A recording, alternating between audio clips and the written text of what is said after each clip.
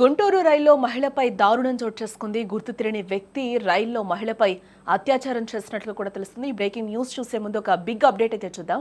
హైదరాబాద్ మొత్తంలో ఉన్న best properties అన్నింటినీ ఒకే వేదికపైకి తీసుకొస్తోంది సుమన్ టీవీ. అక్టోబర్ 18, 19వ తేదీన హెచ్ఎస్సిసి నోవాటర్లో జరిగే సుమన్ టీవీ ప్రాపర్టీ ఎక్స్పోలో best flats, villas, open plots, Deepavali offers and డిస్కౌంట్స్తో అందుబాటులో ఉంటాయి.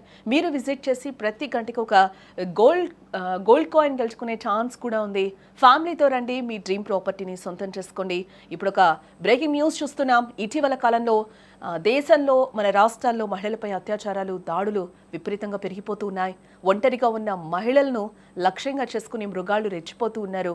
మహిళలు ప్రయాణాల్లో కూడా ఒంటరిగా ఉన్నారంటే భయం తప్పని పరిస్థితి నెలకొంటూ ఉంటుంది. తాజాగా గుంటూరు పెదకూరపాడు మధ్య రైల్లో జరిగిన ఒక దారుణం కలకలం రేపిందని కూడా చెప్పుకోవచ్చు. గుర్తు తెలియని వ్యక్తి ఒక మహిళపై కత్తితో బెదిరించి అత్యాచారానికి పాల్పడడం అందరినీ కూడా ఒక రకంగా దిగ్భ్రాంతికి గురి చేసిందని కూడా చెప్పుకోవచ్చు. కోల్కతా సమీపంలోని సంత్రగచ్చి నుంచి ప్రయాణిస్తున్న ఒక మహిళ రాజమహేంద్రవరం స్టేషన్లో ప్రత్యేక రైలు ఎక్కింది. ఆ మున్న బోగిలో మొదట్లో కొంతమంది ప్రయాణికులు ఉన్నప్పటికీ కూడా రైలు గుంటూరు చేరుకునేసరికి ఆ బోగి దాదాపుగా ఖాళీ అయిపోయింది. ఆమె ఒంటరిగా ఉన్న అదను చూసి సుమారు 40 ఏళ్ల వయసున్న ఒక వ్యక్తి ఆ బోగిలోకి ప్రవేశించడం జరిగింది.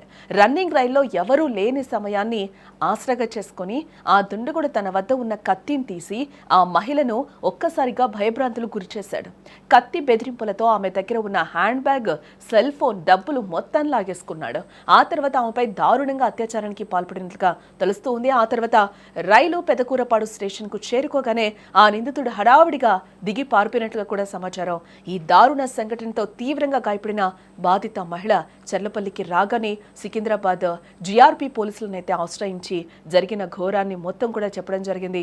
బాధితురాలి ఫిర్యాదు మేరకు రైల్వే పోలీసులు కేసు నమోదు చేసుకున్నారు. రన్నింగ్ రైల్లో ఒంటరి మహిళపై జరిగిన అత్యాచారంపై పోలీసులు దర్యాప్తు ప్రారంభించారు.